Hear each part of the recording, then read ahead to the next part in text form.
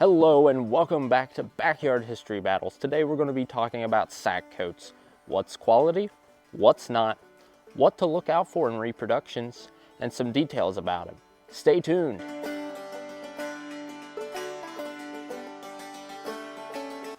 For today's video, I have several examples of sack coats, varying in quality. So starting over here, I have a sack coat that is of high quality, a lot of hand-sewn features, really nice buttons, and it is up to spec with a lot of originals.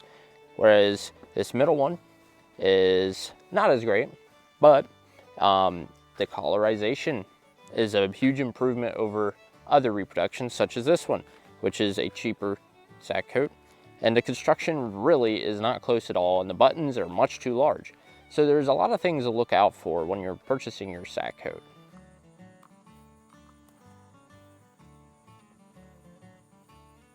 The first sack coat I'm going to talk about is the lesser quality of the lot. This one is most likely a Pakistani reproduction. I'm not really sure where it was purchased from. This has been in the loaner box for a long time. So this one, right off the bat, you can tell color-wise, very dark. It will fade to purple if left out in the sun for too long. The buttons are much too large. They're almost an inch compared to, I think the others would be about a ½ inch in diameter. Of course, you have the size right there, not even period sizing. The collar is pointed almost like an Indian Wars era sack coat. A lot of the cheaper ones don't have linings, which would also be semi-inaccurate. There were sack coats that were unlined, but the ratio was 3 to 1, lined to unlined. Now I'm going to move on to this coat here. So this one is a CNC made in America example. Now this one, I don't know what their quality is now. This one's a little older. We've had this one for a while. It is very heavy. The lining is very heavy. This one, I mean, like I said, the dye is a lot better. You can already tell that color-wise, there's a big difference between the cheaper ones and this one. I'm sure this one may have been a CNC budget line coat at some point. I'm not 100% sure, but I'm sure their budget line is about this color, because that's just what most of the Pakistani reproductions are like. But this one is made in America, so it is better in that regard. The buttons are the proper size, but the only thing that I can say about it is this lining is just very, very heavy.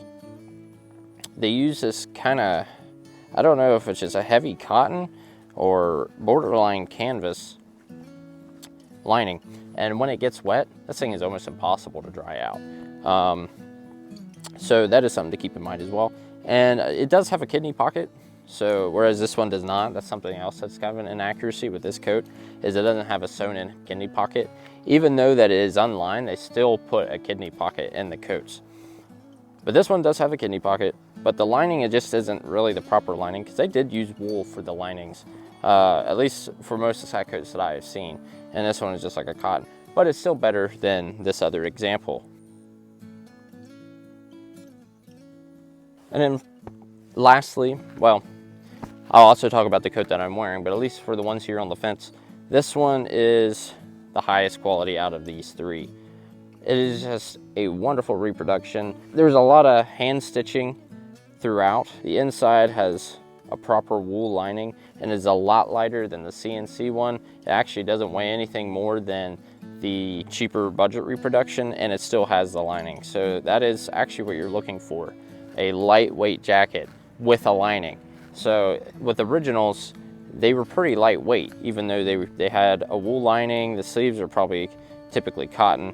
Another thing too with this coat is it has the size inside. So this one dot is the size. And then this is the manufacturer, so Schulich Arsenal. And the texture of the wool, something you can notice too is the weave is very nice. You could even see kind of almost through it because it's very lightweight wool. Lastly, but not least, I want to talk about this Wambaugh White Co sack coat. So for the price, you can't beat it. $200 and you can get yourself one of these, and they don't take that long to get to your door. Yes, that may sound expensive, but it's a buy once, cry once situation, and you are not going to need to buy anything else. I mean, it's the most versatile coat of the Civil War, and if you're doing a Union infantryman, this coat will work great. I mean, it's got the proper dies, it's got the proper Waterbury buttons with the correct maker's marks on the back. It's got the wonderful lining and it's very lightweight. You could almost fold it up and fit it into your hat. It is the pinnacle of Civil War coats. I mean, yes, you can get other coats out there. Yes, you can get some that are 100% hand sewn. Wambaugh even offers that. If you want a Schuylkill Arsenal fatigue blouse with the flamboyant lining, you can buy one of those. Yes, it will run you all, like that's where you start getting in the $500 range if you wanted 100% hand sewn.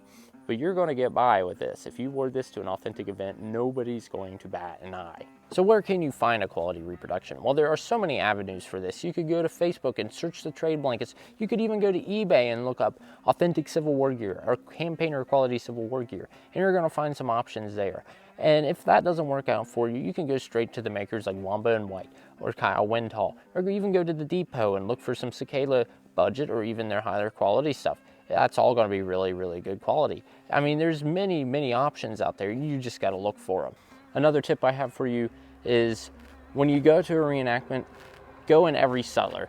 Make sure you go in the sutlers, even if they seem like they have a lot of mainstream gear and you might not find what you're actually looking for. Go in there, because there's a lot of times they'll have a trade-in section or some used gear that actually turns out to be some hidden gems.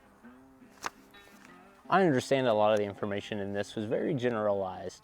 There are probably other videos out there that talk about sack coats in greater detail, but this one is just to give you, as the common new reenactor, a little bit of an idea of what to look out for when you're buying your sack coat.